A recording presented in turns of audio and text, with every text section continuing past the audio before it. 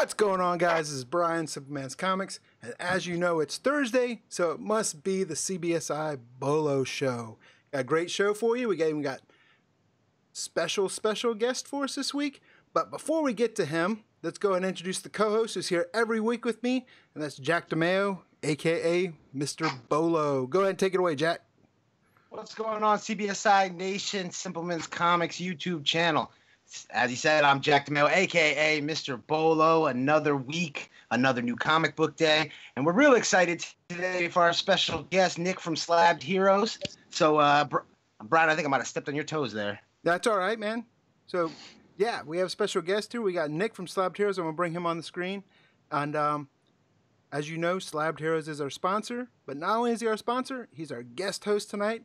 So, Nick, great to have you on the show. We're going to let you take a couple minutes, introduce yourself, and just tell us about your website, tell us about everything you got going on, and what a great service you provide, because a lot of us that order from you, we already know, but I'm going to let you take the mic and have your way with us.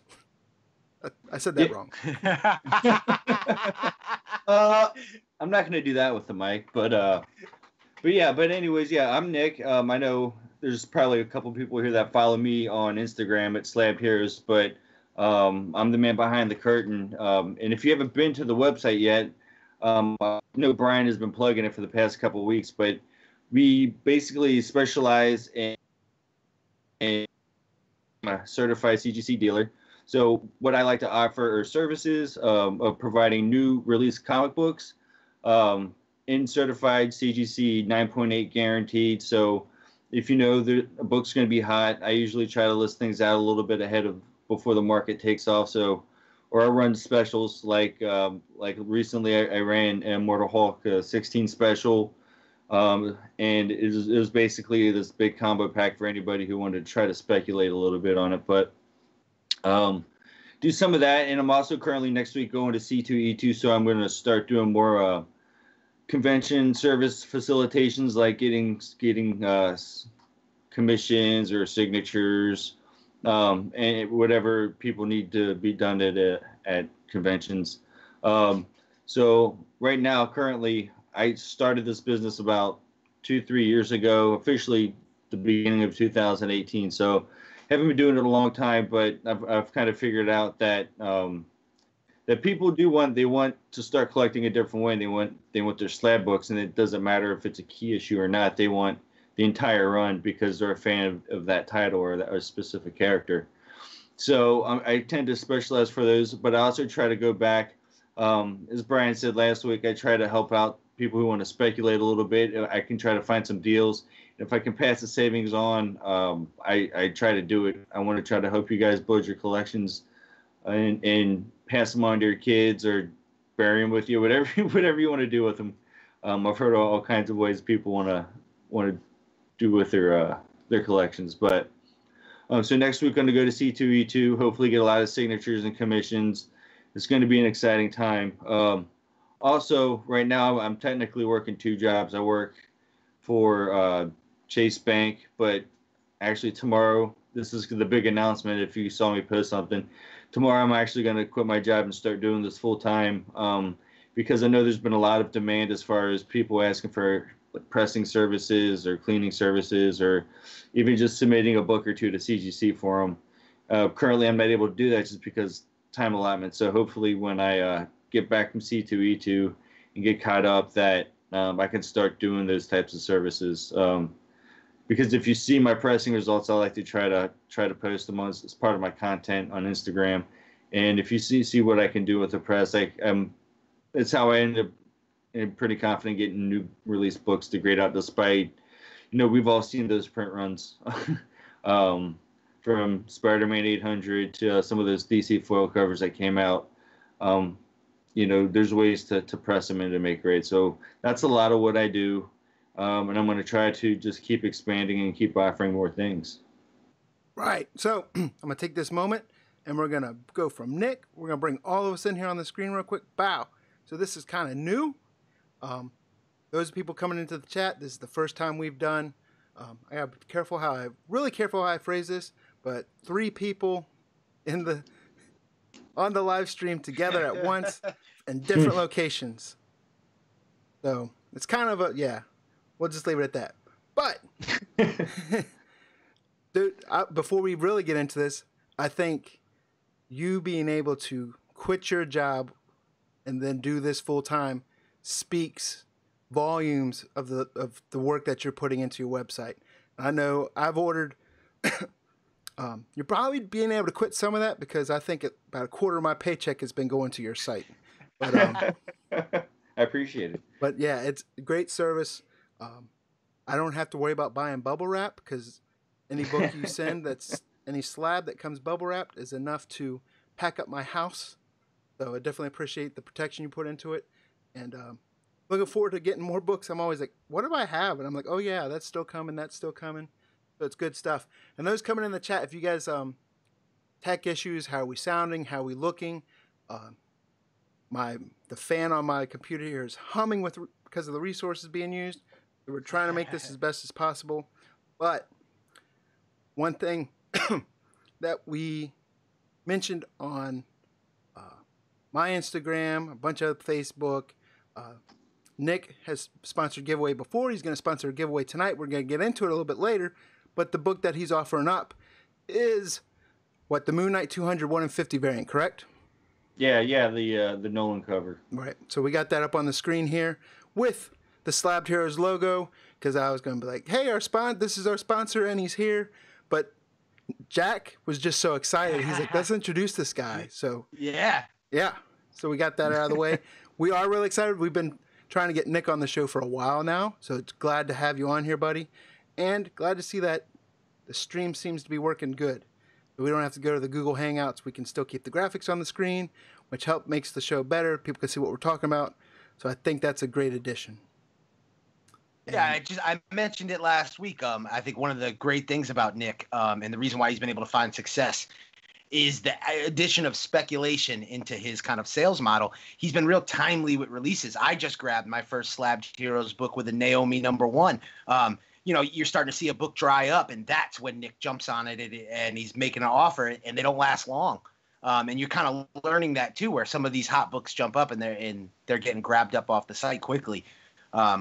So I think it's a testament to him, and especially want to say congratulations because as entrepreneurs, the dream is quitting your job and walking out. So congratulations to him. That's awesome. If anybody's got any speech ideas, I'd appreciate that.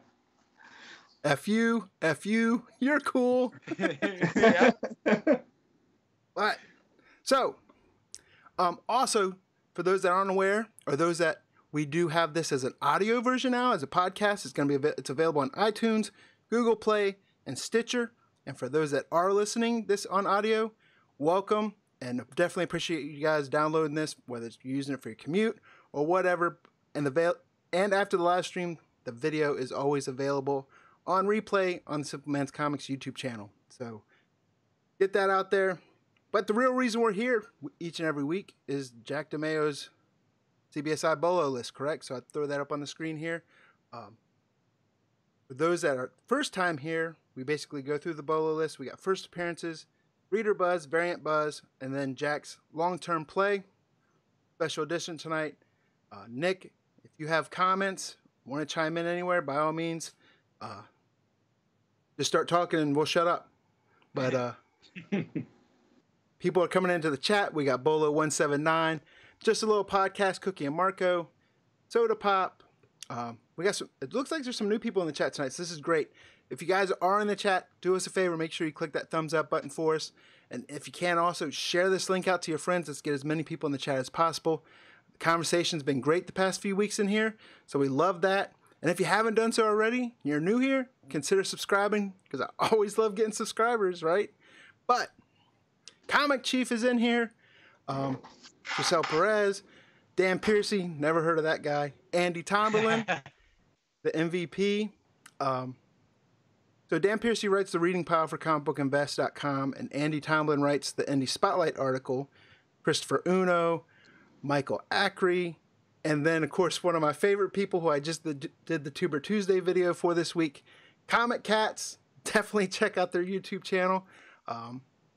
They go ice fishing for comics, and they just got an award on their latest video. So congratulations to them. But Those guys are nuts. yeah. Before we get into it, you guys want to say anything else? No, I got nothing. Gotcha. So we're just gonna kick this off, and the first up this week into the first appearances, we have Justice League Dark number 9, correct? Which is the first appearance of what? Lords of Order? Right. So you got kind of a first full versus cameo in 8. But to be honest with you, it's not really a true first appearance. This is a tough one. Obviously, you know my opinion on teams. If you've watched the show ever, team first appearances tend not to hold water. But I was intrigued by this one, being that it's Dr. Fate. There's news that Dr. Fate, Warner Brothers wants to develop a movie. This is a kind of a vast, kind of open character where there's been multiple Dr. Fates. There's a lot of ways they could go with it. So I was intrigued by this. You do a little research, you find out, Lords of Order was a team before. So this is kind of a different incarnation of a team, which almost always makes it completely devalued. The only way you would see value from a, say, second or third version of a team usually comes from if there's a big screen adaptation and that exact version is what's used in a movie. So this one, between this being a cameo already existing in issue 8, and now a first full in 9, and it's not really truly a first appearance.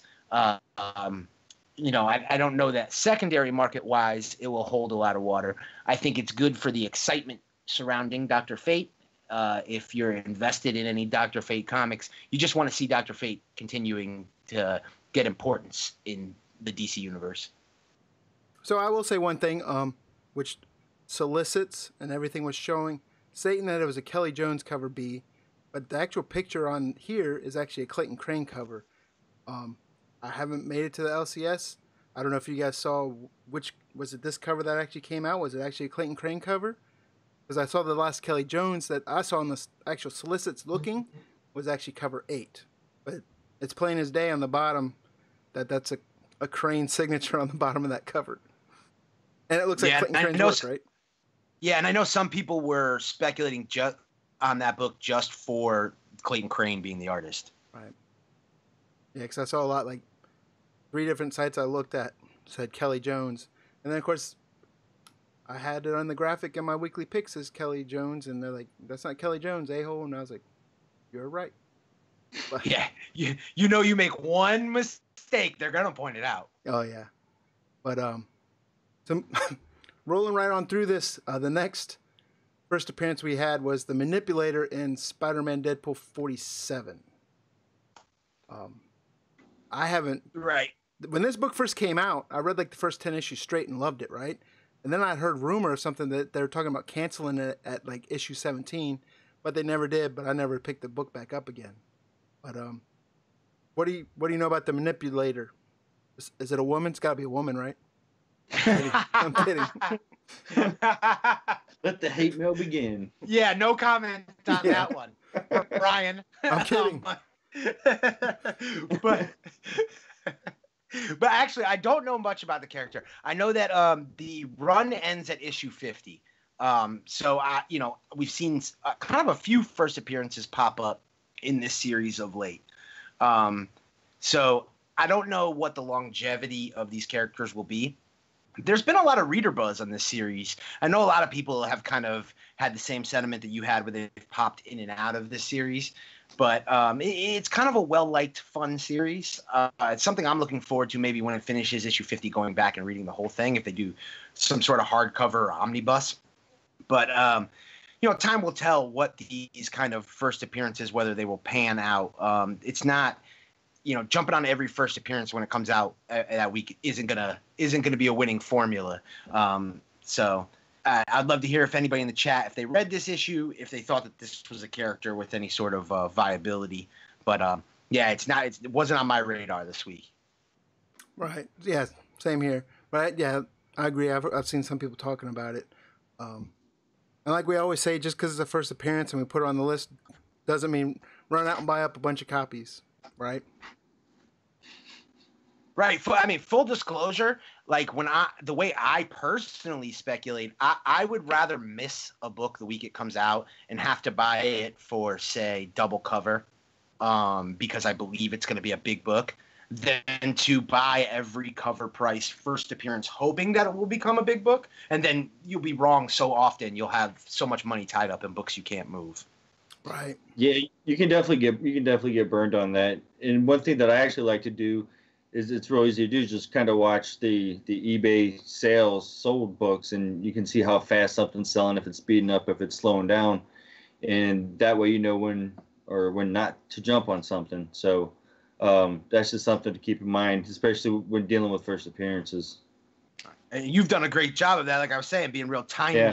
Some Immortal Hulk, when Immortal Hulk was drying up everywhere, and suddenly you're popping out, Immortal Hulk books, of Avengers 684. So that's Naomi, to name a few. These were books that were just really on the cusp of drying up and disappearing, and then suddenly, boom, you had a supply of them. Yeah, there was one book I procrastinated on his website. Forget, it's the Cosmic Ghost Rider Hulk Raza cover. Oh yeah, number 5. Yeah, and I was like, kept looking at it, had it in the cart. No, took it out, and yeah, procrastinated too long.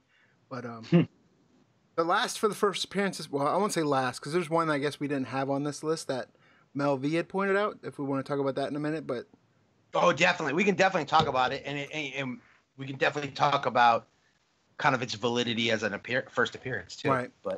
But on the list we had Wonder Twins number 2, and it's the League of Annoyance, right? And it was at Gleek. Right. So yeah, you got 2 first appearances in this issue. League of Annoyance is a team, so you know how I kind of feel about that. And it's an example of the worst kind of team.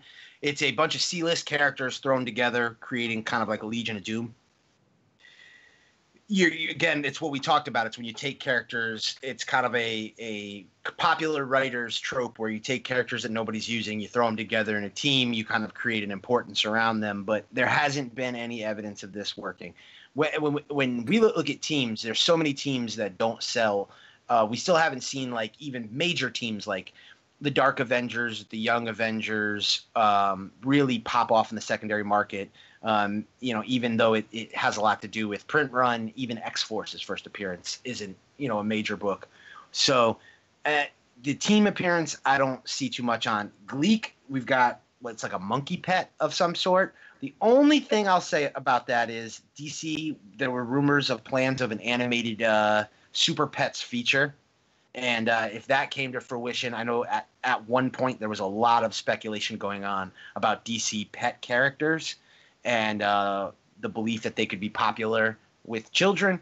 So we'll see on that. It's not something I personally would speculate on, but I know some prominent CBSI members who put a lot of money into pet first appearances.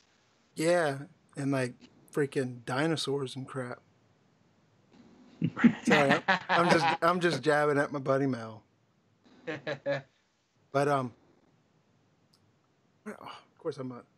So let me take this down real quick, and then we'll get into the one that's not on the list, right? And that's Age of X-Men Apocalypse and the X-Tracks number 1, right? Just rolls off the tongue, doesn't it? Right. There's that, and there's actually probably 2 you could argue, because you could argue Avengers No Road Home. Right. But yeah, the X-Men Age of X-Tracks, we had the first appearance of a new character, David, I'm going to mess his pronunciation of his last name, Nakayama, I think, is the artist. He posted on his website about the first appearance. It's, what is it? The first, what nationality, Brian? Do you remember? Can't remember. I almost don't want to say it. Yeah, it's a Latina superhero, and it's supposed to be the first from that country, first representation from that country. So, we've seen characters like that with America Chavez and Camilla Khan, where representation is very important in comics. So some of these characters have really popped off. I think she was featured on the cover of the 1 in 50 Nakayama variant. So I think it was his design, his character. So there could be some buzz on that. That book, I had heard some rumblings of it being a first appearance before I put out the Bolo list, but people were talking about the team, the extracts, and I was like, man, we got 2 teams on here already. I don't know if this is really a team that's going to stick around, so I didn't include it. But the Nakayama thing I actually missed, and yeah, Clint Joslin from CBSI, he hit me up and let me know that Mel V was big on this, and that's something I should check out. And it looks like there's some movement on the secondary market on that book. Yeah, that's one that I'm actually tracking on eBay right now, and it seems to be going up a little bit. I haven't checked it in a couple hours, but it seemed to be selling pretty well, even at the higher than the standard ratio prices. Yeah, I think earlier today I was right, and that's what you saw them for like $60-$70. I don't know if it's gone up since then. Yeah, and that's without a real solid buzz around the character. That's really just based on kind of the art and the scarcity of the book. I don't think really word is out there hard on the character yet. So I think there's still potential within that book if you can find that book at around ratio. I almost bought it just because I liked the cover on it and the Nakayama art, but I didn't buy it because I went with the 1 in 50 Lupacino the week before with the Psylocke cover, and I was like, I don't want to spend. Yeah, like we talked about, you get burnt once kind of thing, and it's tough to go back to that well. Yeah. But Nakayama's also, he's a friend of CBSI. We've had communication with him before. He loves the Hot 10 list, so he's a cool guy. Right. So that wraps up first appearances. Real quick, more people coming in the chat. Kingdom Comics is in the chat. We got Pope's Cerebus. And full disclosure, if I butcher your name, I do that a lot. I'm not picking on you. But Comic Chief, mentioned him. Ryan Atkins. So glad to see people still rolling into the chat. And real quick, we're going to roll into the reader buzz part. Buzzes. Added my sound effects again. But big reader buzz this week was Batman Who Laughs Grim Knight #1, right? DC Comics had 3 different covers for it. First one was about a Jock cover, Delato, and then a blank. Is that right? Is Jock on the cover A? Yeah, I believe so.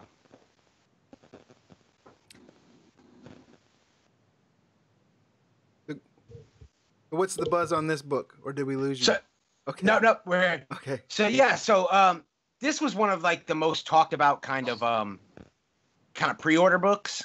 So that I don't think you'll find anybody who doesn't think the Delato art on the cover B isn't stunning.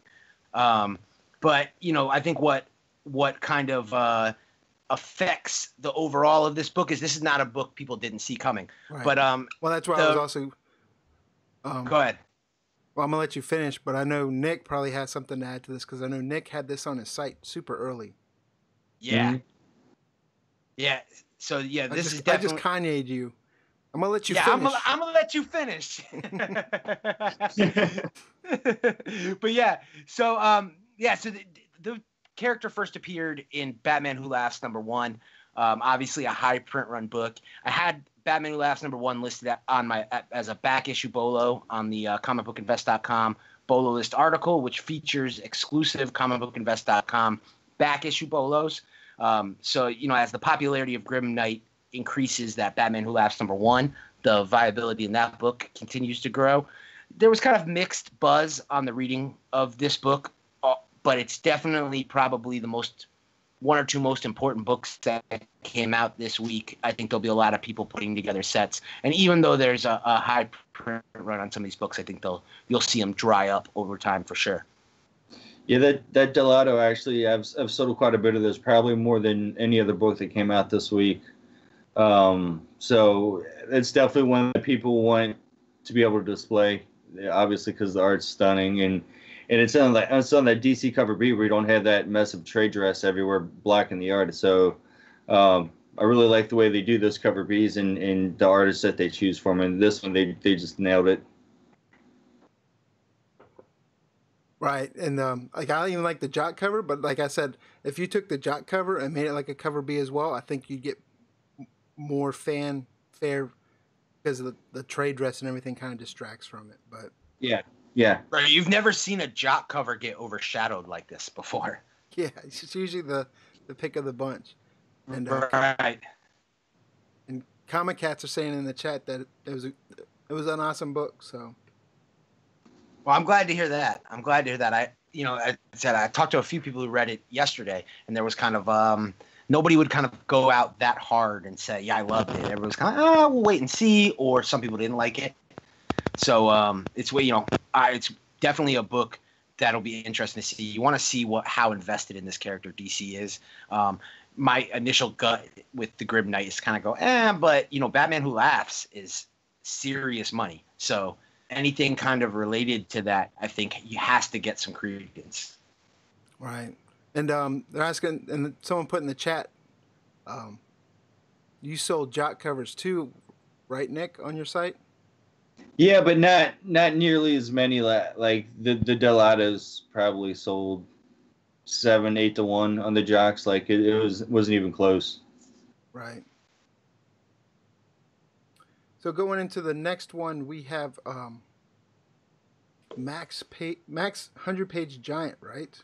If I can get to the put the graphic up. Yeah, I believe this is an IDW release. But yeah, this sold out at large retailers. It's a kind of a more expensive cover price book. I think it's like a $6.99 cover price or something like that. So we've talked about these kind of books before in previous weeks, where when you have an increased cover price, you have a book that doesn't have any incentive tie-ins to it. It's not a first appearance. It's meant to be a jumping on point for readers so that Max can be introduced to new, kind of a new cast of comic book collectors. So it's a smart idea for Sam Keith, the creator of Max, to do. But we did see it sell out at large retailers. The Max does have a cult following. So it is the type of book where it's very similar to something like we'll talk about later with the Goon, where there is a following there. And it's an important reader book for those people. So it's a book that long-term could see some growth. It's definitely not something you can expect sort of an immediate quick profitability, especially when you're dealing with reader popularity books. But it's a book that's probably, if you're able to see a copy or two, it's worth grabbing and holding on to. I definitely don't think you could lose money on that one. Right. I understand it has a cult following. I'm just not part of that cult.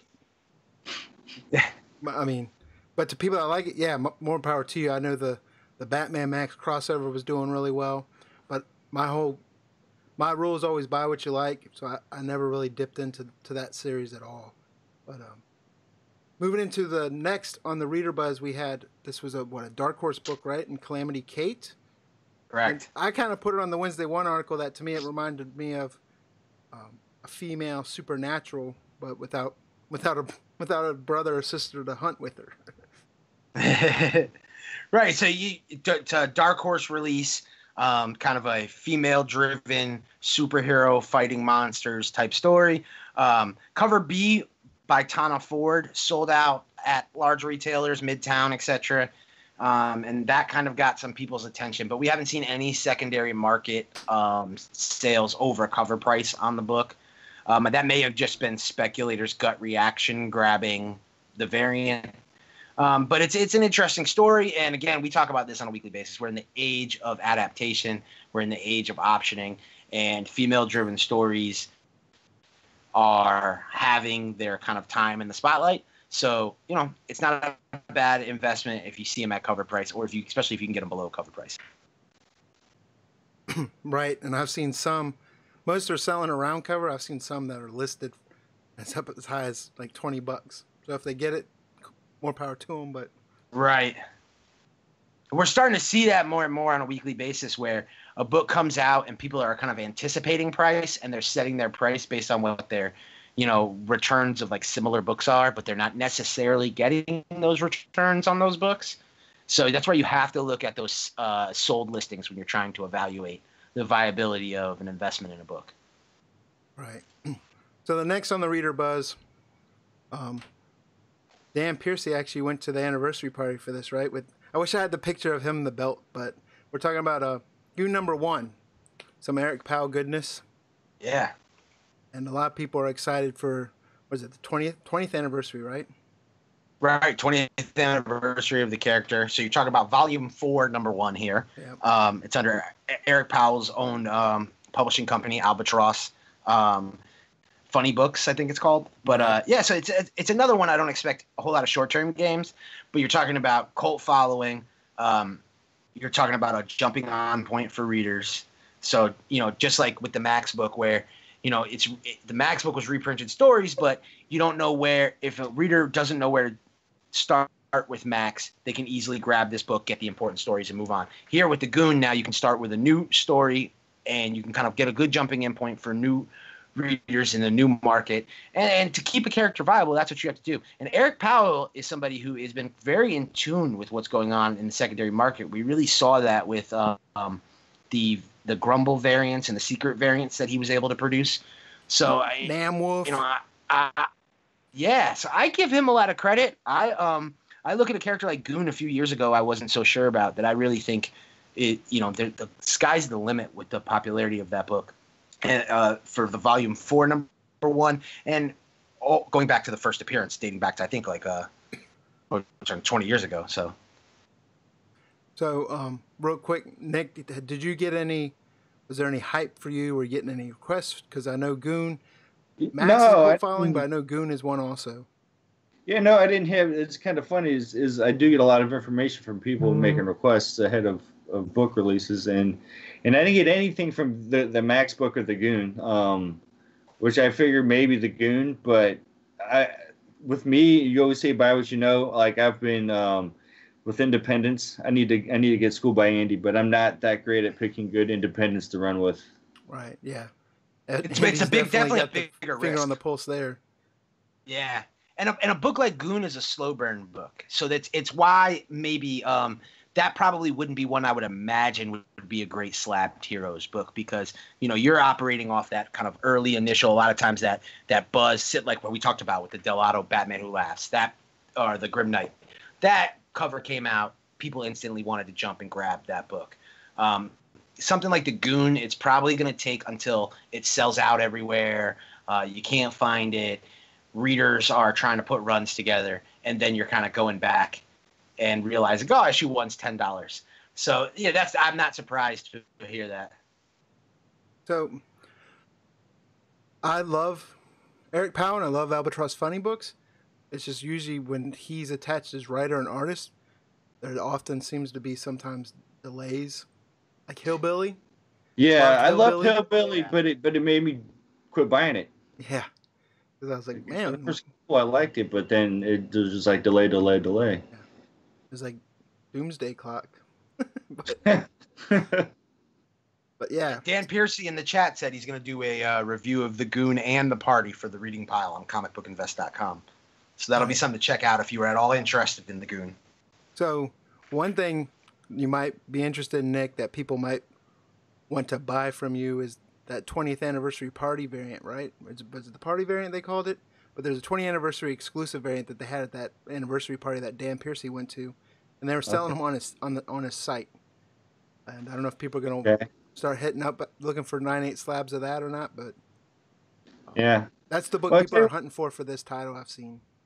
But here's the thing, at least from the couple Albatross books I try to do, is the covers that he uses are real finicky. A lot of times it's that hard cardstock type, and that's like the worst to deal with to try to get the grade out. It's the hardest to manipulate for sure. Right, and that's what that cover B for the Goon number 1 is called a cardstock variant, the Nolan cardstock variant. So that would definitely be a real tough one. And yeah, I think that's something that a lot of people don't think about in a business like yours, where you're doing kind of the pre-sale 9/8, where you have to focus, you have to think about more than the typical speculator, because you're thinking about paper quality. Yeah, definitely. I have like the Dark Knight's Metal. Like for a while, I didn't buy any of them just because those print runs were awful, and used that same hard cardstock. Plus, it had that UV coating on it, so it was like super easy to scratch and shipping everywhere. Yeah, exactly. So it's just one of those that I didn't really pursue a whole lot. There was a couple store exclusives that I picked up just because I knew that those stores, I trusted my buy from them a lot. So I knew I would get good quality books from them. But that's the only way that I would buy them. Right. So moving through the reader buzz, next up, this is an arc that a lot of people are excited for because it's bringing back Kraven the Hunter, right? So ASM 17 started up. What was the arc? I think the arc's called The Hunted. Yeah. But, Yeah, so we saw big time reader buzz for this one. And you always kind of, I think I mentioned it in the Wednesday one where I said I almost picked it. I'm not a regular Amazing Spider-Man reader. I think over the last few years, it's kind of been an in and out for me. There's been stories that I've enjoyed, and then there's been stories where I get bored and I can't kind of stick around. I also don't relate necessarily to Peter Parker a whole lot, so it's not something that's never been a character that's, even as a kid, that super resonated with me. But this is one of those stories where it piques my interest and I want to get in on it because, what's it, Kraven's Last Hunt? That's iconic Spider-Man story. So, and Kraven is an underutilized character. There's a lot of places that they haven't gone with Kraven because of, I don't want to spoil the OG story, how that ending went. But, there's a lot of places they can go with Kraven. I think Kraven would be amazing on the big screen. So a good Kraven story is just the type of thing that will draw readers in. And I think that's why we saw cover A sell out a lot of places for ASM 17 this week. Right. And then the 1 in 20, was it the 1 in 25 was the incentive, right? Yeah. So I saw some popularity in that. And if we see a book that you've been getting spikes on, Nick, by all means, jump in and. Yeah, I mean, this is one of those books. It's just that one that people want graded. This one's more that I would sell more of ungraded, just because people actually want to read the story. Right. It is a Kraven story, so. I think they missed the boat on a big incentive variant. And I mean, no disrespect to the artist, Corey Smith. I think he did a great job with the 1 in 25. But I think this would have, they did a blank cover. So obviously, Marvel knew this was going to be an important issue. I think this would have been a great time for them to throw a heavyweight artist on the 125, and they probably would have driven sales even more. Right. So next on the reader buzz, we have Avengers No Road Home #5. Real quick, I'm a huge Phil Noto fan, but I'm not a fan of that cover, that regular variant cover. Yeah, I concur. I couldn't figure out which part of the Hulk ended and where it began, and it was a little confusing to look at. And it's definitely very odd coming from Noto. It's not really like a his green style. sloth. Yeah. Yeah. I didn't know what that was. What is that? Oh God, now I can't unsee sloth in that. But yeah, so obviously this was probably the biggest buzz book kind of post-release. Like going into the release, Batman Who Laughs was the book, The Grim Knight was the book everyone was talking about. Once kind of Wednesday came around and Avengers No Road Home #5 immediately sold out, that became the talk. And as Marvel likes to do, we see a little Marvel marketing coming in with this book. Everybody knew from the solicitation that Avengers No Road Home #6 featured a Conan cover. It's probably going to be the first full appearance of Conan in the Marvel Universe. And, knowing that and there was a lot of kind of pre-order hype for that book, Marvel throws in a few panels, a few pages at the end where you get Conan being featured in this book. And that's probably the reason that the book then got driven for immediate sellout. When I initially saw the book sell out, I thought it was maybe because of like residual Immortal Hulk heat, being that this is a Hulk story and, a Hulk cover. But, I don't really know the validity of Conan as a first appearance at this point. Not because I'm down on Conan or any of the reasons that I know other people have outlined. I actually am a big believer in Conan's validity in the Marvel Universe. But I don't know that an appearance of a character within the Marvel Universe is something that's really going to spike on the secondary market, and anything more than like the short-term $8 kind of that's selling for now. Because we haven't seen like Spider-Gwen's first appearance in the 616 become valuable, or Miles Morales these characters we don't really get that second first appearance when these kind of Elseworld characters move into the continuity. And you gotta really look at that. There's no precedent for it. So I think it sells out because it's kind of a cool thing this week, but it's not something that I think kind of long term people will look at as like a first appearance. I think using the term first appearance is probably loose with this book, or even issue 6. Right. Then, of course, the last in the reader buzz is probably one of the hottest titles on release right now, especially if number 2 is going to second print, what's it? Third and second. Yeah, 2 to third. Right? Yeah. Yeah, so you got Die from Image Comics. I feel like we talk about this book every week now. We've talked about it. Several of us have literally put our own money into this book because it's a book that I ignored early on. I missed it on release date. Like I said, I'd rather miss a book and catch up later. I've been jumping on this book now. Issue 2 and 3 were both popular. They're both in first print over $10 books. Issue 2 is pulling like 15 to 18 in a first print.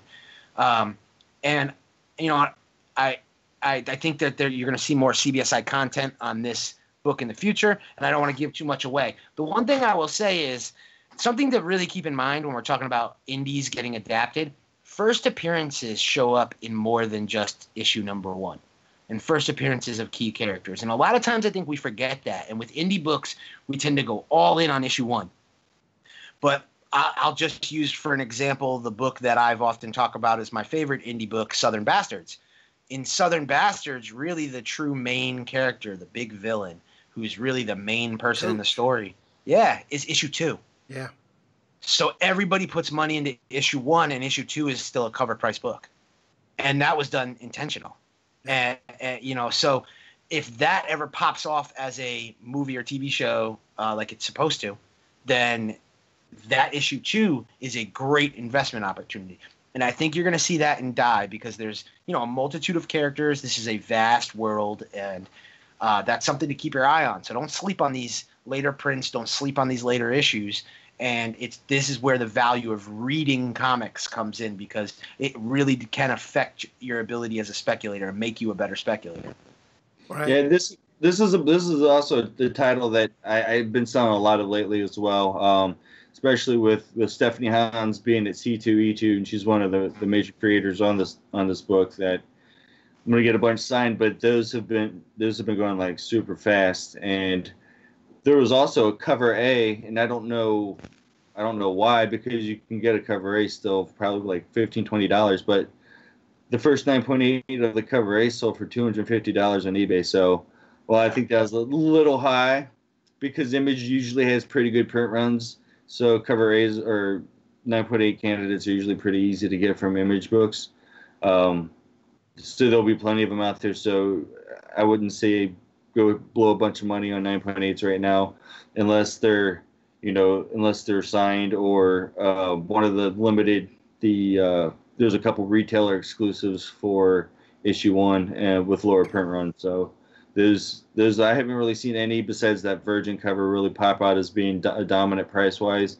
But I would think that sooner than later they'll all start, once they start drying up a little, that they'll be going up in value too. Right. So for those that kind of joined a little bit late, we had a CBSIBOLO show exclusive announcement from Nick that he is going full-time with Slabbed Heroes. And I think right now we know because it's of the title Die. Because it's selling. No. Yeah. Okay. It's helped a little bit. But, yeah. So, yeah, Nick, he did announce, for those that weren't here, that he's going full-time Slabbed Heroes, quitting his job and doing his thing. And I'm still amazed at that. That's why I keep bringing it up. But yeah, no, it's been great. Trust me, especially working where I've worked, it's not kind of the soul. So it's really good to be able to quit. Yeah. So that wraps up the Reader Buzz section, right? And then real quick before we get into the Variant Buzz, Discovery Bay Comics, he just joined. If you guys aren't aware, make sure you check out his YouTube channel. He does the What's On Today roundup, shows basically every comic book related content that you can find on YouTube. Well, I won't say every because that would be like a 20-hour video in itself probably, but he has a good schedule. It's comprehensive. Yeah, it's very comprehensive. Good word. But and as we always say, if you do have a YouTube channel and you're in the chat, make sure you post it in the chat so people are aware of your channel and they can sub it up. Brian, if I could jump in here for a minute. Sure. I saw a comment in the chat from Comic Cats who brought up Little Bird. So I wanted to take a minute to talk about that one. And then there was also a comment, I think, on the website about the Unbeatable Squirrel Girl not being on the list. Oh, yeah. So, Yeah, that one. right. So I'm going to take a minute right here and just and kind of plug the CBSI release day program. So it's important to remember that the CBSI Bolo list is about social media buzz. So there are always going to be books that get hot that won't be on the Bolo list because there really wasn't any pre-release buzz on them. And a prime example of that is the Squirrel Girl book. The Squirrel Girl book was kind of an under-the-radar book. Now, if you go to comicbookinvest.com and you go to read the Wednesday one, you'll see it's my sleeper pick of the week. So we have, and comicbookinvest.com right now, dropping on Wednesdays, we have the Bolo list, which features back issue Bolos. We have the Wednesday one where Brian and I go head to head. No more playing it political. We're making our picks. We're going one-on-one, and we're trying to take each other out. And pew, so pew. that drops. So that drops every Wednesday. And then I just debuted this week the Run Report, which is a comprehensive release day coverage of trade paperbacks releasing, later printing, so those second and third printings that people are tending to miss out on, we will have those covered, as well as the CBSI Master List, which is this insane grid of all the books and variants releasing on release day, minus some small press stuff that maybe doesn't really hit the radar. But so definitely check that out. Within all of that coverage, as well as the Simpleman's Comics weekly picks, as well as Andy's Indie Spotlight series, you'll see every book on release day covered somewhere. But it's important to remember that the Bolo list is about social media buzz. And Little Bird was a book that I think you picked as a sleeper. Yep. With the Wednesday one. I think Andy featured on the Indie Spotlight series. So it's definitely a book that was covered by CBSI, but yeah, it really wasn't a lot of social media buzz for it, which is why it kind of fit into that sleeper category. Yeah. And I noticed for Little Bird there was, well, I want to say late buzz because I think Image was pushing it pretty heavy somewhat, but it wasn't main traction, I guess you could say. But within the last week or within the last 4 days leading up to release day or New Comic Book Day, you start hearing people talk about it more and more. And then they're wondering, hey, is this a good pick? Is this a good spec pick? A lot of people, you mentioned that keyword option. It looks like a great story, has a great premise. I love storylines like that, but also when it comes down to it, it's also a 5-issue miniseries. So you're like, which makes it great for options, but a lot of people shy away from minis. So it's like.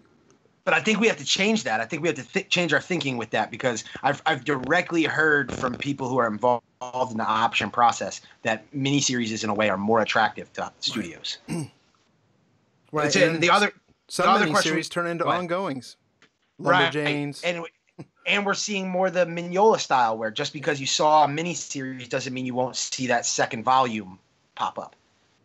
And Comic Cats mentioned in the chat, he asked if any trades were actually worth value on the secondary market. And that's where I got to plug Philip Newton and Trade Secrets on comicbookinvest.com. He covers back issue trades, some of those later, harder to find print trades where there is a ton of money that speculators are leaving on the shelf. By not hitting those old shelves at the LCSs filled with forgotten books and forgotten editions and rare kind of like G.I. Joe and Ninja Turtles and kind of that weird off the beat stuff that you'll be surprised how many $100 trades exist out there. And I'm not a huge expert on that, so I really enjoy reading Philip's column every weekend. So that's an easy plug for me. Right.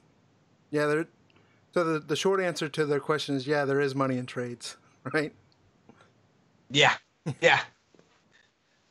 So let's go ahead. We're gonna move right into variant buzz here, and to kick it off, we have the Wonder Woman cover B. Whoop. Oh, what did I just? I'm putting everything up here now. There we go. I started getting click happy.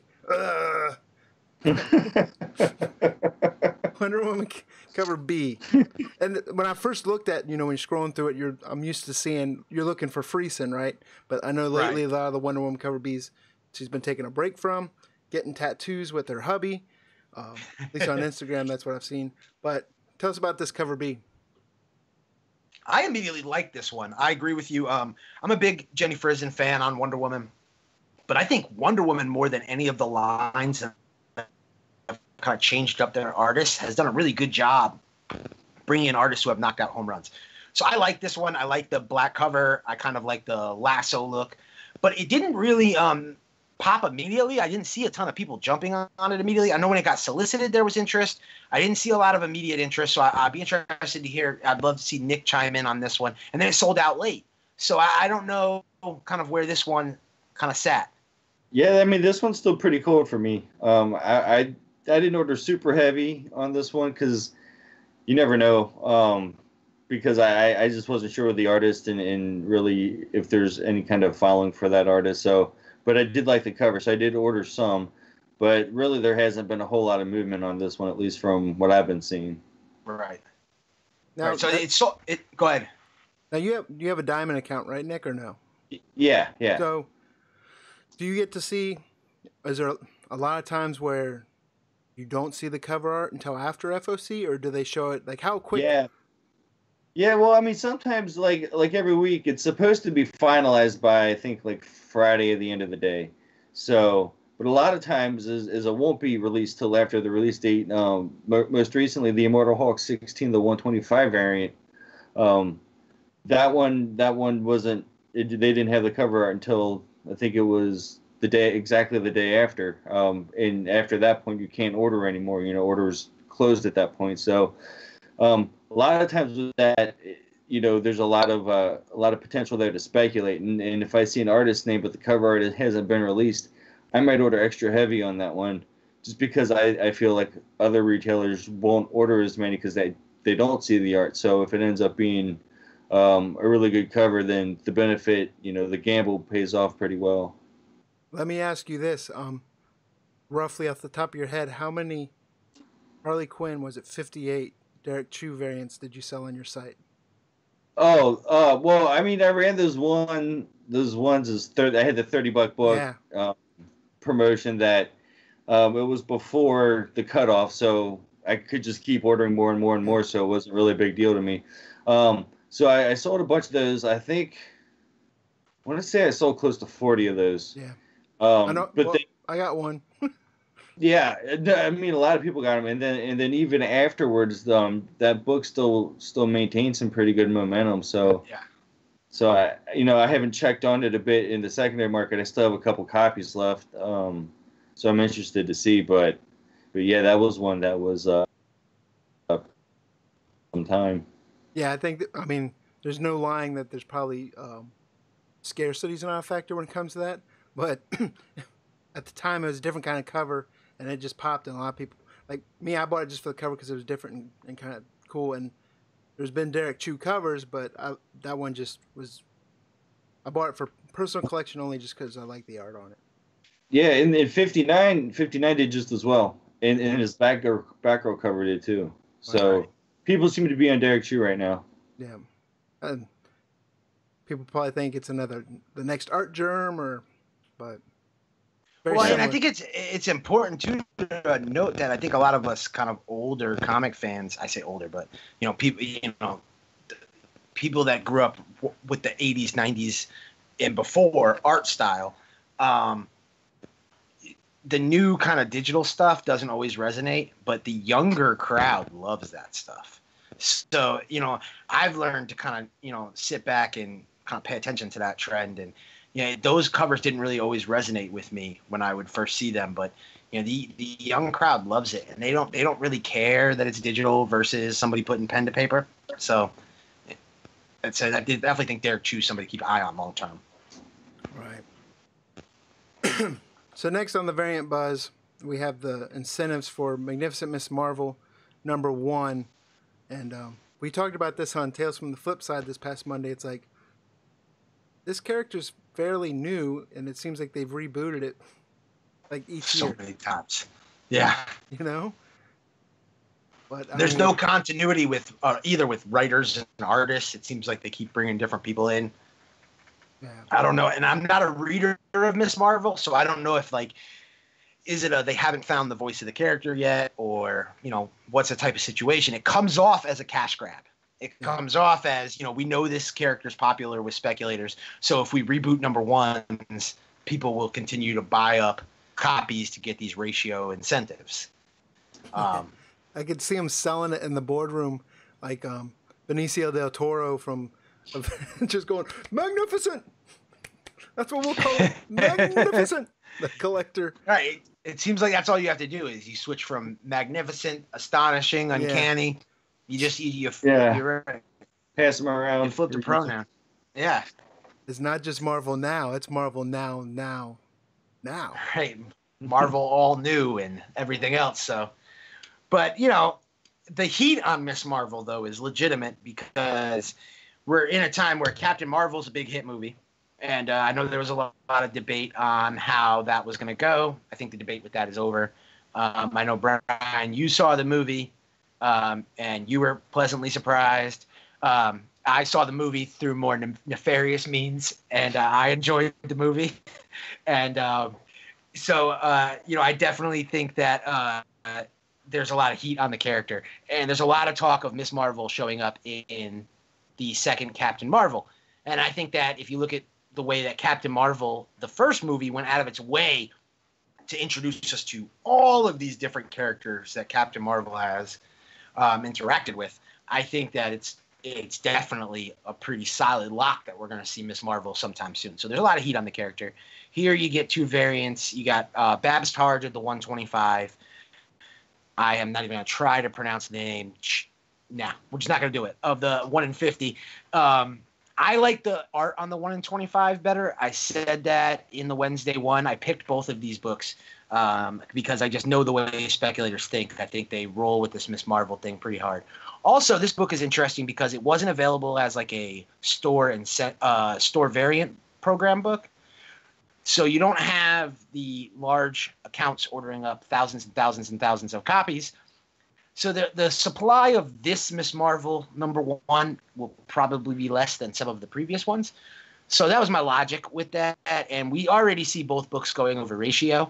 But it is interesting to note, as some of the books were a little hotter, I'd say, yesterday than they are today, as kind of copies have hit eBay. It is interesting to note that the 125, which obviously if you're buying at ratio, you're buying at $25, is selling for about $40 shipped.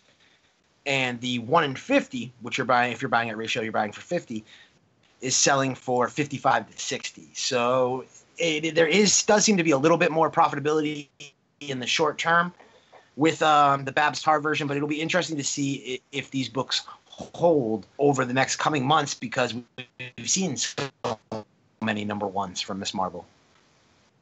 Right, and if I'm going to pick an incentive variant for a Miss Marvel number one, there's other ones out there that even the cover art I like better. Yeah, these are nice, but they're not like iconic, or it's not a home run by any stretch of the imagination. Yeah. Next on the variant buzz list, we kind of talked about it briefly, and that's the if I hit it right. I almost skipped over it. One of Brony fan over here's. This is my heater book. I got to put this on here just to get heat from the community. Yeah, this is what My Little Pony Nightmare Nights, right? Number 5. Nightmare Nights number 5. Yeah, I forgot the number on there. So number 4 wasn't on my list, and Mel V gave me so much crap on Tales from the Flip Side. He just jumped into the chat too. Missed it. Yeah, there he is. So yeah, he's like, I heard you talking My Little Pony. I'm in. He gave me so much crap for having not included number 4, because number 4 spiked to a $40, $50, $60 book, and I like to pride myself on being the IDW incentive guy, and I definitely missed it. And it hits for all of those reasons that I've talked about in the past. It's a popular line with a smaller print run. Definitely, you got to play big fish in a small pond, but if you're patient, you can hit your price. Also, if you look at that My Little Pony 75 incentive that we talked about just 1 week ago, this is a far better cover. The Nightmare Nights covers have been better covers. They've been kind of more action type stuff. So here you got the playing card kind of look that we've seen popularized before with Marvel, DC. So I would expect this book to do the same kind of numbers at least.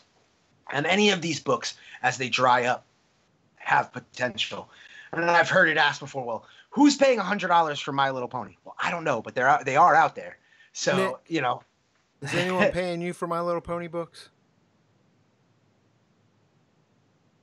Me? Yeah, is anyone asking, hey, I want to... I don't really mess with My Little Pony too much, like, but just some guy named Mr. Bolo keeps ordering them. Keeps talking about him, so I'm gonna have to get on this My Little Pony train. Yes. If anything, I just give them to my daughters. They don't do anything. That's what I tell myself about my box of My Little Pony incentives. It's like, well, if they never sell, I'll just give them to my daughters. That's how I make myself feel better. Yeah. He does that when never mind, I won't go there, but you know when he goes up to the cash register at the comic store, he's like instantly going, they're for my daughters. Oh yeah, no, and I'll go there. It's just like porno bags. You got to put them in between two others. You got to smush them in there. You don't want anyone to see it. You got to put something real tough like Punisher and Shredder in Hell on either side. Yeah, and the prices on the back and the books in a bag and board, so they're looking at it and going, does anyone know the price of this My Little Pony book? Or they're for my daughters. Yeah, that's what I gotta hand my daughter the money. Here, go pay for this for daddy. The next on the list, which I was kind of jumping the gun before, was the Del Auto cover B Batman or Batman and the Last Grim Knight #1, right? We can kind of go over this kind of quick because I think we touched on it already. Yeah. Nick did say it was popular. He had it listed early.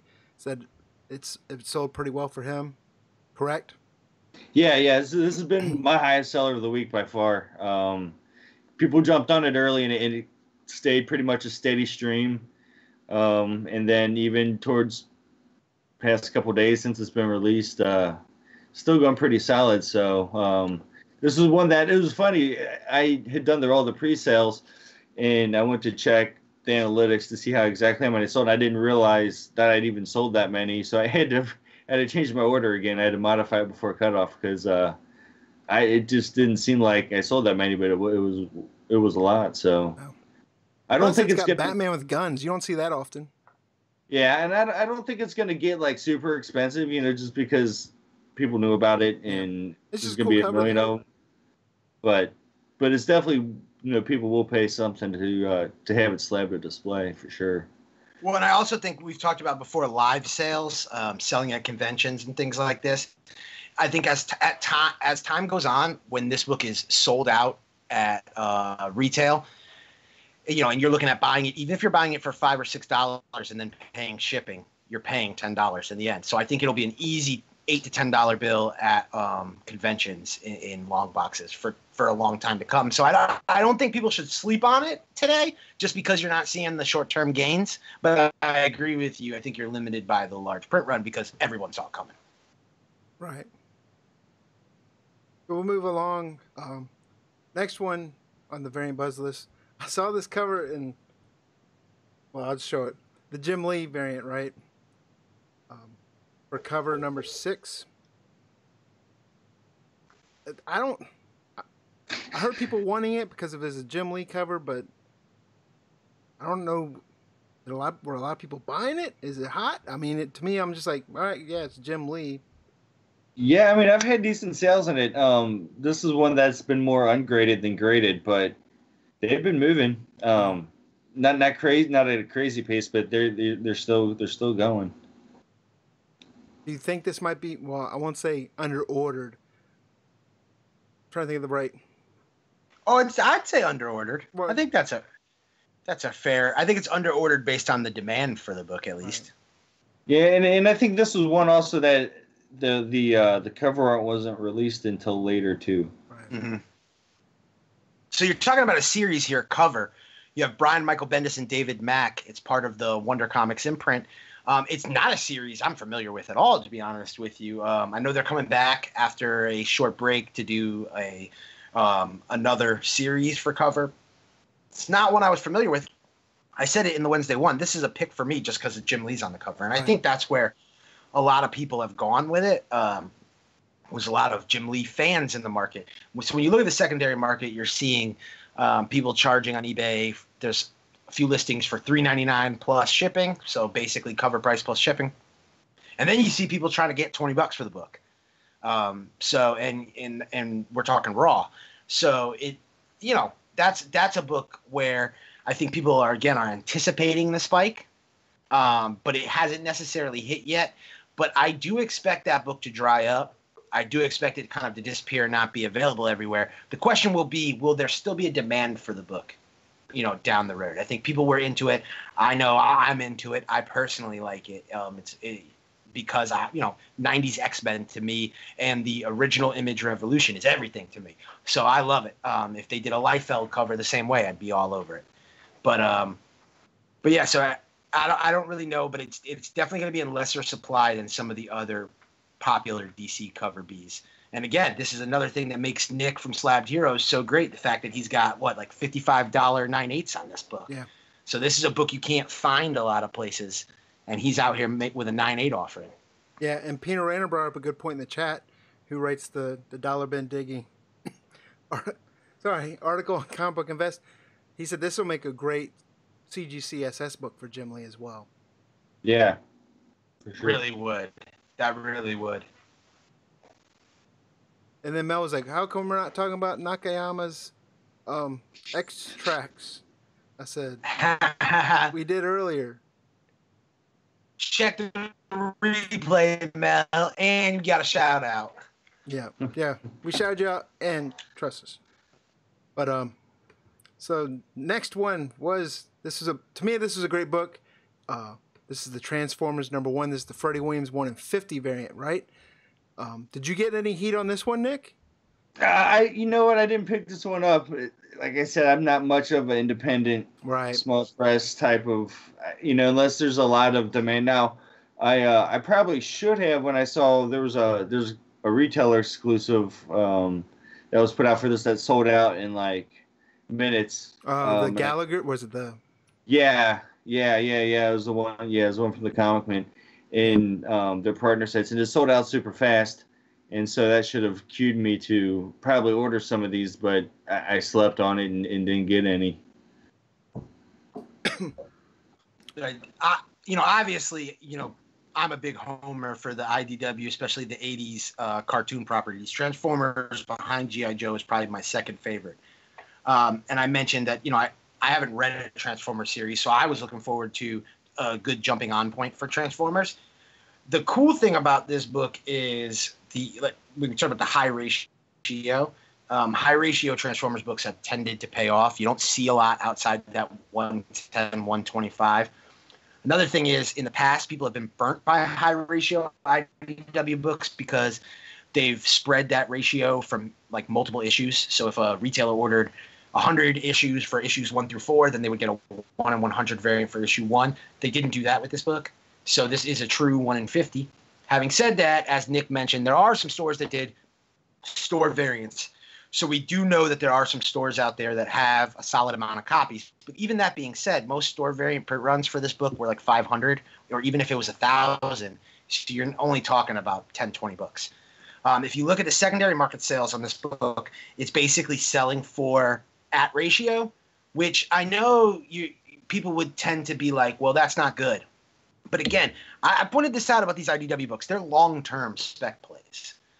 So if an IDW book releases on release day and it's selling for at ratio and it's drying up on the market, in a year, that could be a 10 times ratio book. Because once it sells out and it is gone, anyone who slept on it, who's a completionist, which again, you get more completionists in these types of kind of properties because it's easier to be a completionist for Transformers than it ever would be for Spider-Man. If you're a completionist in Spider-Man, you better be a billionaire or you'd go crazy. So it's one of those things where the fact that this book's going for at ratio right now And we're probably going to see a couple of these stores that got multiple copies probably dump their copies onto the market, and you may even see a slight depression. I think it really bodes well for this book. I think this book is probably a book that will be $100 book in no time. So, and it's the same art. I think the Freddie Williams cover is the same art as another cover from the book. The one in 25 and the one in 50 are the same. I think the one in 50 is a foil. Foil, yeah, it gets that foil treatment, which should make a tougher 9.8. You don't see a lot of graded Transformers books. If you ever look on the census, that's one of those things. Like some of these properties, I know Brian's a big Masters of the Universe guy, and he's had some experience with some of those Masters of the Universe 9.8s. Some of these properties, yeah. So some of these properties, that's a thing where if you can get the books graded, you're playing again. This is a big fish, small pond type of play. You're trying to make a sale to just a few of these customers. So that's something to keep your eye on. I ordered one. I haven't gotten one in yet to see like how the foil is, what it looks like, whether it's something that's going to hold up well with grading or, what kind of dings we get in the mail, but we'll see. So if anybody in the chat grabbed this 1 in 50, I'd love to hear that. But yeah, there's not a ton of buzz on the series overall, but I think that, once again, the diehards will be there. Right. So the next one on the variant buzz, which I can't believe prices it's going for, because a freaking reprint, but not the art, but the book itself, right? And it's the Jen Bartel Virgin variant for Marvel Tales Thor 1 in 50. Right. So if you're not going to be a believer in the Max book and your logic is going to be, well, it's a reprint, then I turn to you and go, then why are people paying for this book? Because it's the same thing. It's a reprint. Yes, the art is different, but you get the same thing with the Sam Keith book on the cover we're talking about. So the logic behind it, we talked about this a little bit before we got on here. If you look at the progression of these Marvel Tales books, you had the first one you had the Venom book. I think there was a lot of anticipation of the Venom book doing well. It didn't do well. It didn't hit ratio right off the bat. And I think it was because it was ordered with anticipation from retailers that it was going to do well. When it didn't do well, then Black Widow was not ordered heavy. And then Black Widow boomed and went through the roof. And then again, because of that, I think we're getting anticipation of this book doing well. There's 2 sales that I can see. Right. And we get a lot of that anticipation, anticipated sales, and, I don't want to miss the next hot book. And, there's 2 closed sales at like 80 and 100. But the only active copy on eBay right now is being charged $200 that the person's asking for it, which is similar to what, of course, the Jen Bartel Black Widow was going for. But the Black Widow, there's less Black Widow out there than there is Thor variants. There's a glutton of Thor variants to pick from. No disrespect to Jen Bartel, because I like this cover. If I was going with a Thor variant and I'm going to spend $200, this is not the one I'm buying. But that 1 in 10 Thor Delato off Nick this past week for War of the Realms. And Jen Bartel, she's gaining popularity too. So the artist is gaining popularity, and then FOMO from the previous issue with the Black Widow. I mean, I understand why it's getting that amount of money, but I don't personally see. I wouldn't pay that much for 3 reprints of 3 different issues in the book. Right, and I don't judge anybody. I said this a couple weeks ago. I'm not judging what anybody else buys or what they do in their bedroom, but at the same point, I personally look at this book. I had an opportunity to get this book. I could have gotten actually a few copies of this book, and I didn't. I guess I'm wrong, but I didn't see this book doing what the Black Widow book did. I really thought that the reason that the Black Widow book did what it did was because when that book released, it was also the time when people were talking about the Black Widow movie. So it's kind of a perfect storm where the Black Widow movie was in the news. You have a 1 in 50 variant, and how many stores are ordering 50 Black Widow reprints? Yeah. Thor, at least there's more of a reason why maybe a large store would order for readers, but I didn't expect to see this one do what the Nick, Black let me Widow ask did. you, are you getting any of that like FOMO type carryover where people are hitting you up late saying, hey, do you have any of these available? Yeah, I mean it happens pretty frequently. But obviously, sometimes I'll even go out and try to fish some off the secondary market if I get enough demand from it. Obviously, it's just going to affect the pricing that I can do, but at least I'm able to get the books for people. But yeah, no, it happens usually with one or two every week, especially with these ratio covers. Obviously, the one that I was asked about the most was the Spider one, Ghost Spider #1. So. Right. But that one, I had a feeling was going to do well, and I didn't order as many as I, obviously should have. But sometimes that'll do that, and I try to just pick them off the secondary market immediately, so I'm not sitting on a bunch of ungraded, whatever book I needed to order.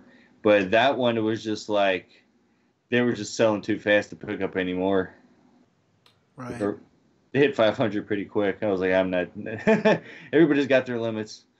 Right, and FOMO is becoming a big thing we're seeing with speculators. So, like, to anybody in our community, that's just something I'd like to say. Try to avoid that whenever you can. There is nothing. If it's your collection and you want something for your collection, go get what you want. But if you're looking at it from an investment standpoint, don't chase an investment. Books are going to come out every week. New books are going to spike. Your investment should be based on the opportunities that are presented to you. And if you don't have an opportunity to get something, don't chase it. Don't buy it too high up the ladder. Don't overextend yourself in areas that are going to end up costing you later. There's so much to do. If it's your collection and you have collection goals, that's one thing. But if you're speculating, don't worry if you miss a book. That doesn't make you any less of a speculator. You can look at any CBSI person. I don't care, the owner, Ben C. There's hot books that come out that every one of us missed, or not necessarily every one of us missed, but anyone misses. We talked about key characters. I missed Cosmic Ghost Rider, and I'm not going to sit there and pay a ridiculous price for Cosmic Ghost Rider just because I missed out. Instead, what I did was I bought Cosmic Ghost Rider seconds, thirds, fourth prints. I got them signed and graded when I was at a show with Donnie Cates, and that's how I was able to get some money out of Cosmic Ghost Rider. So you got to play your own kind of game. The FOMO game hurts you, and it'll burn you out from the hobby and from speculation, and it'll have you turning and blaming places like CBSI, when in reality it's that need to have everything that we have to let go. That's the biggest advice I can give to our community right now that I'm seeing in the marketplace that we got to get away from. Yeah, and I always try to recommend even waiting at least a week before trying to jump on anything, because usually at a weak point you can kind of see the way the book's trending. Now, you're not going to get it at its cheapest point possible, but you're also going to get it at a good median price where there's some equity you can get within the next couple of weeks if it continues to build momentum. So, like Jack said before, like sometimes he likes to catch onto things late, and that's exactly why. That way you don't buy these overpriced books immediately, and then you lose all your money. Just wait a week and see what the book's doing. But if it's something that you feel real confident in, then go ahead and pick up a couple copies or whatever. But really, you'll find out between a week and 2 weeks exactly what the book's going to do. Right. So we're going to move from the variant buzz right into AKA Mr. Bolo's long-term play, which I stole right out from under him on the Wednesday article this week. And that's the Scalera's been hot lately, right? Like, even if the issues haven't been that great, the Scalera cover's been hot. And this is, well, I'll let you go ahead. This is your long-term play. I'll let you talk about it. Well, yeah, on comicbookinvest.com, on the CBSIBOLO article, I actually wrote a little write-up on Scalera himself. And I said that if you look at him, he's one of these artists that's in that second tier of artists who seems to be poised for a breakout. And we've seen this with these Italian artists where they've really had success on the secondary market. So I'm looking at Matteo Scalera and I'm saying there is a number of books that he has released over the last few years, particularly look in the New 52. There's some incentives that are not really heavily available, but that are cheap that he did. And that if he ends up popping into that A-list, the way we've seen Adam Hughes and guys like that, where then collectors and speculators are going back and picking up their old books, those books will pop. We saw it with Mattina. Mattina wasn't the biggest thing in the world 4 or 5 years ago. He had tons of variants that had been released, even under the name Matt Mattina, that were on the market. and speculators were leaving in $5 boxes that are now $30, $40, $50 books. So I think Matheus Calera is trending that way. And I think this book has kind of a perfect storm with it. Shredder in Hell #1 was a heavily speculated on book. The variant art for cover 1 was extremely popular. The book shot up in value. I think it was a hot 10 book, and we've seen it really depress a lot. And we talked about it in previous weeks. I think the depression of Shredder in Hell #1, the Albuquerque variant, is due to the stores who did the variants releasing them onto the market. I myself bought a lot of 4 of the Albuquerque 1 in 10 variants from a store that did an exclusive, and I paid under $30 for the 4 variants. So I think that's really what has hurt that book, because the story has been popular, the art is knockout. But this book is #2. So what you get is a huge drop off in orders from issue 1 to issue 2. Issue 2 is really your readers are staying on board. There's no stores doing incentive variants. There's no real necessarily need for an individual retailer to order huge and heavy on it. And the art on this book wasn't released immediately. It took some time. And now I've heard some people be negative about the art, but I think the key on the art on this book is the whole zombie files look. Look at what like zombies and these kind of covers have done in the secondary market. Look at what Scooby-Doo Apocalypse's zombie cover did. Look at what the zombie Popeye the Sailor Man variants have done. There is an entire subculture of this horror zombie stuff. Plus, we've talked about it week in and week out. With the popularity of Immortal Hulk, this Shredder in Hell series is really well timed. Horror, dark stories are popular. So you get a lesser printed book. It's drying up on the secondary market. It's a 1 in 10 variant. So if you're buying at incentive, you're buying for 10. I bought some from Midtown. I had to pay, I think, $12.75. They were charging a little bit over ratio. But it's selling right now for $30 to $35, $30 plus about $5 in shipping. And it's drying up. Last time I looked, there was only 1 on eBay, and it was a live auction. It was at like $5 because it had like a week left. So my hope with this book is I'm real happy with what it's done in the short term, but I think in the long term, this book has a potential to be a monster. And we've said this before, for a lot of us that have experience selling these IDW incentives, some of these books can get up to $150, $180 just due to supply and demand. And I think this book has real potential. Like I said, lesser printed than #1, popular cover artist, popular theme. And I think most of the covers will probably feature Shredder. So this is a cover that isn't of Shredder, and it's of the Turtles, who are iconic characters, depicted in a way you would never see Nickelodeon typically depict them. So I think all of those things combined, I think this is a really solid book. I think if you see this book for $10, it's a solid grab. And to be honest with you, I grab it up to $20. And that's just me personally. You buy what you like, but I'm telling you what's my long-term play. I've got several copies. I'm going to sit on them. I'm not putting them out in the market right now. I want this book to be scarce. Right. So, great pick. I mean, I had it on the Wednesday one as well. We do have something else into the Bolo list. We'll take the Bolo list down for a second. Then we'll take the long-term pick down.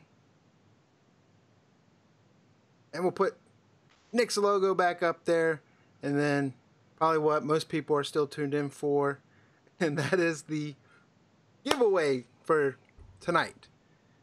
But here's the thing. We're not really giving it away tonight. We're announcing the giveaway, right? So, Nick, I'll let you say, what do they got to do to win this book from you? Yeah, it's pretty easy. So anyway, first thing you should probably do is follow me on Instagram. What I'm going to do is just ask a question about something about tonight's show.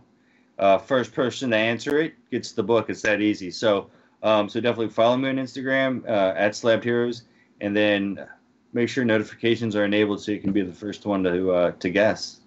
That's a big one. Set those notifications, guys. Right. So, just to summarize, not like it was hard, pretty easy, right? Make sure you're following, what is it, at Slabbed Heroes, right, is your Instagram handle?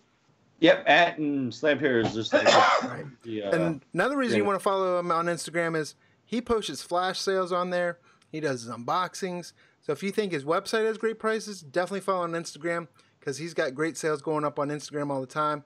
It links right to his Shopify. Shopify is the store, right? Yeah. So he'll link it right to his store from there.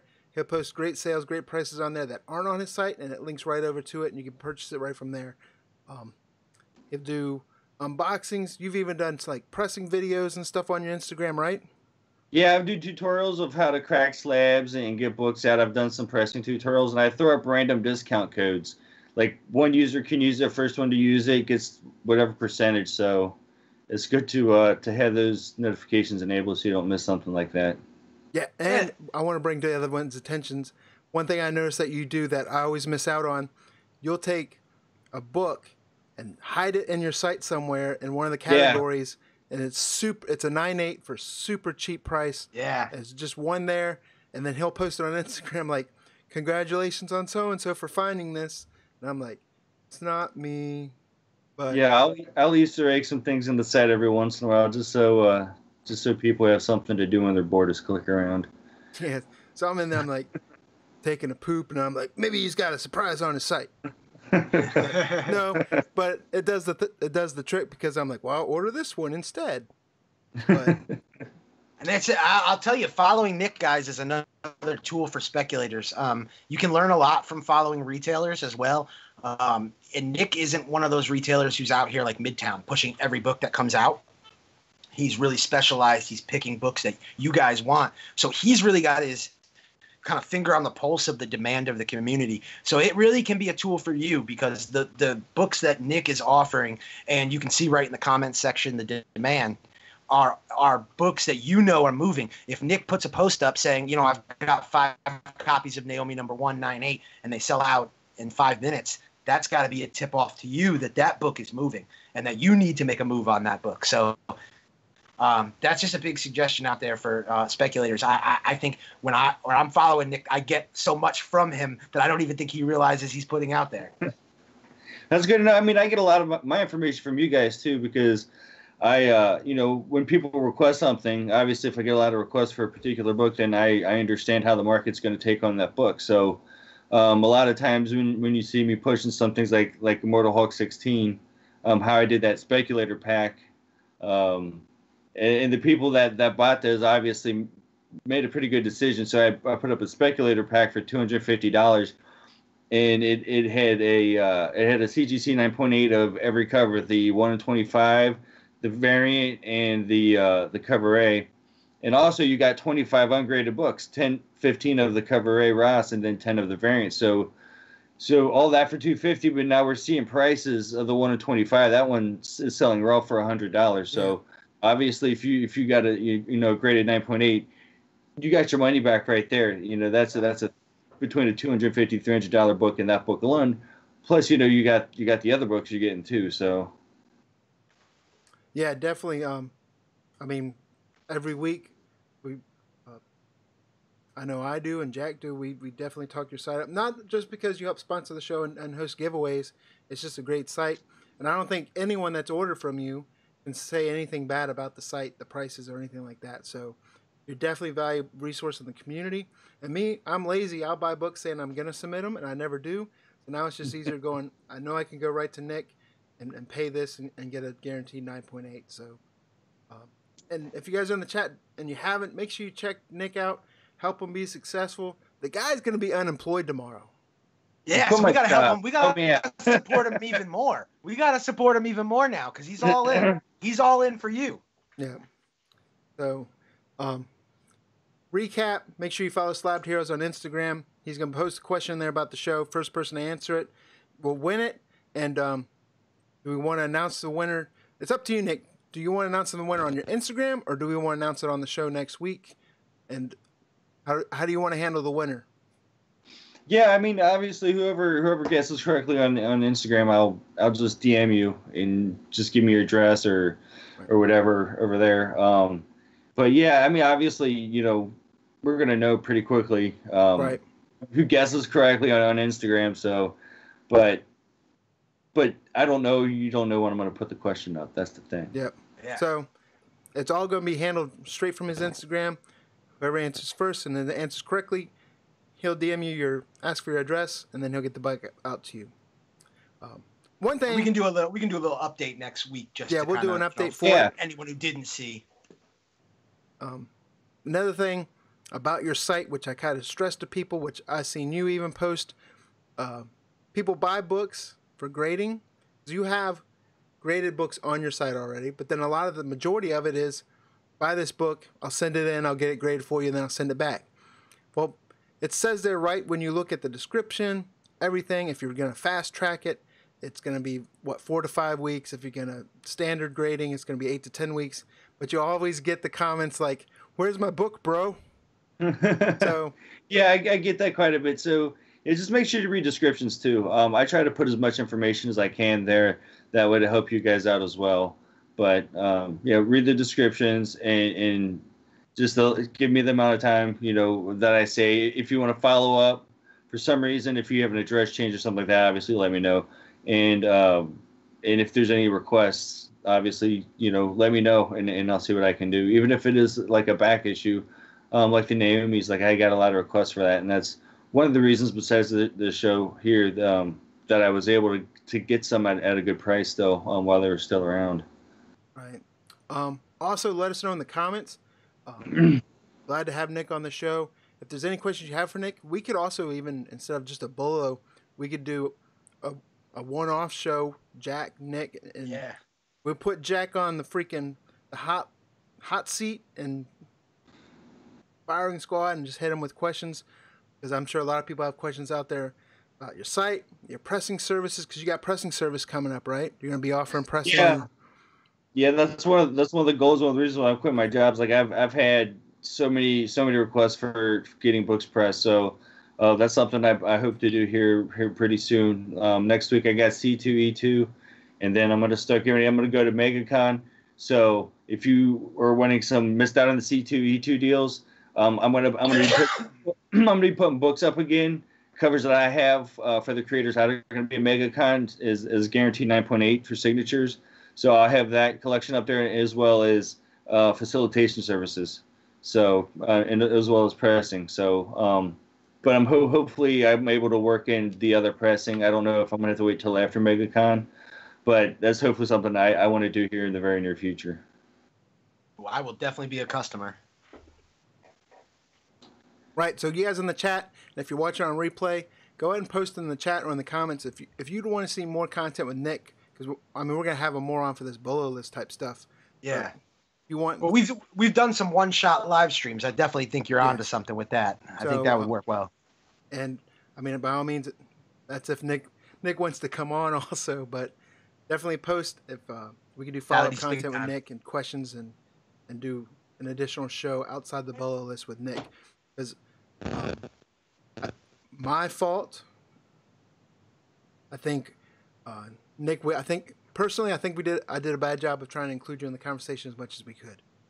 But here's the thing: is like I was saying before the show, like every week when you guys put out that Bolo list, I like to try to see what I ended up picking and compare it against that list. And this week, I did pretty poorly, so I couldn't really talk a whole lot about some of the other books. Well, and to me, honestly, I thought it was kind of a slow week personally, but yeah, it was kind of an odd week. There's only a couple things that were it was more like get lucky on a sleeper kind of week.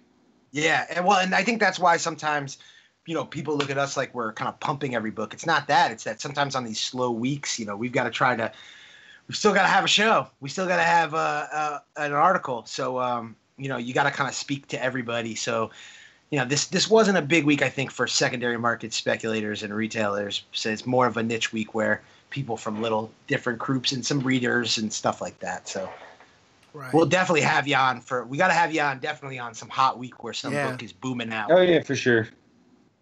But also don't forget that if you don't have ability to view it on replay, or I don't want to say that, but if you want to listen to just the audio version, we do have the CBSI Comic Book Bolo podcast. It's on iTunes, Google Play, Stitcher. It's usually up the following day after the live stream. So definitely check us out there. Leave reviews on iTunes and Google Play as well. But Jack, I always give you the last word, but tonight, screw you. Nick, you get the last word tonight, buddy. Anything you want to say? Anything you want to say about your site? C2E2 coming up? That's all you. Yeah, like I said, I've got some more opportunities coming up. If there's something that in particular you're looking for, reach out, let me know, and then that way I know exactly what you guys want. Because I'm here to help build your collections. I'm not here. I mean, obviously I need to make a little bit of money and pay some bills, but my main goal here is to help you guys build the collections you want with the books you want. So, and I know a lot of times, especially with the pains of getting books to grade out in 9.8, that it can be difficult, and I hope to close that gap and help everybody out, get what they want. Awesome. So yeah, and we look forward to having you on again. Definitely appreciate you helping sponsor this show. Jack, I'm not going to leave you sad. Is there anything you want to say? No, I just want to thank everybody in the chat and say make sure everybody goes and hits that like button for us. I don't think we promoted that at all during the show. And be sure to head to comicbookinvest.com. Check out all of our release day information. And remember, comicbookinvest.com, we own Wednesdays. Exactly. Thanks for everyone in the chat. Thanks for everyone that's watching on the replay after the chat. And we'll see you guys next week for another CBSI Bolo show. I'm out.